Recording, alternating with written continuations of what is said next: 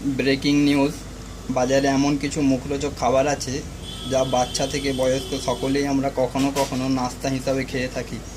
তার মধ্যে অন্যতম খাবার হলো বাবুজি কেক, যার মধ্যে টিকটিকি পাওয়া গেছে।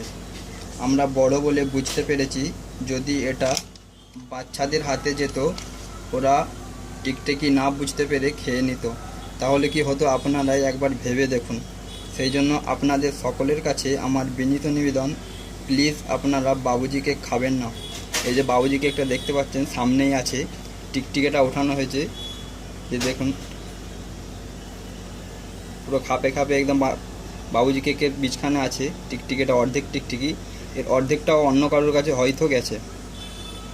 এ কারণে আপনাদের সকলের কাছে প্লিজ প্লিজ প্লিজ নিবেদন করছি,